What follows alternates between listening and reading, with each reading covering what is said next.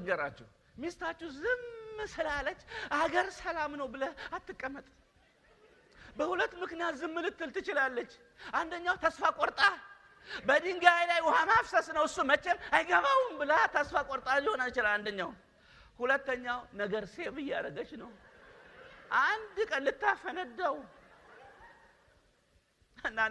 አንዳንድ ወንድ ሞኝ ነው እንደዚህ ይላል የኔ ሚስት መሬት ነች ይላል መሬትም እኮ የቆሬ ልጆች ውጣለች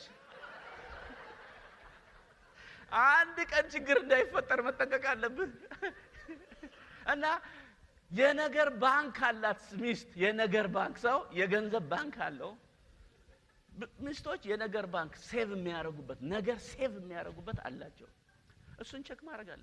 እስቲ ልጁን ጠብልኝ ትላለች እንዴ እኔ ደክሞኛል ከሰራ መጥቼ እንደገና አሁን እዛው ልግባ ስትል ነው እሺ እኔ አጥበዋለሁ ግን ሴቭ ታረጋለች ሴቭ እስቲ ከወልማርት ወይም ደግሞ ከዋልግሪን ወይም ከሳብ ክለብ ወይም ደግሞ ከሆነ ከታርጌት እንደዚህ ግራፕ አድርገህ ይዘህልኝ አስተል አልፌዋለሁ ጂፒኤሱ ወደዛ አይመራኝም ነው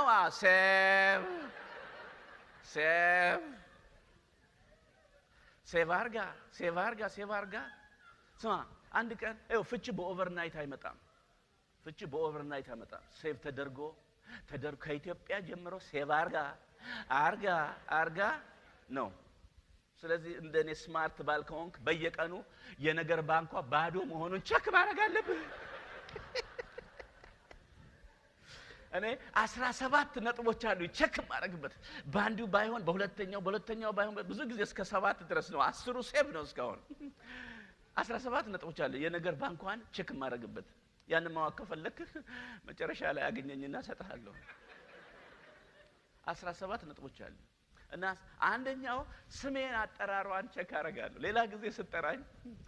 እንደ ልጆች አባቢ እንደሚልሷም አባቢ ብላ ነው የምትጠራኝ አባቢ ስትለኝ በጣም ነው ደስ የሚለኝ ነገር ሴቭ አርጋ ከሆነ መጋቢ ደሞዝ ነው የምትለኝ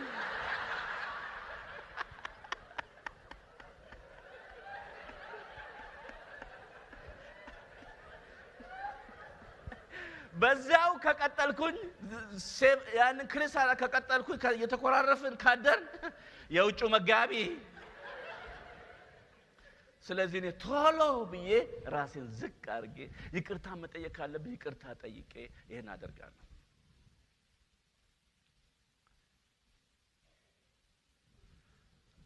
በቤት ውስጥ ሚስትህን ይቅርታ መጠየቅ ውርደት አይደለም ውበት ነው እንደው ስማ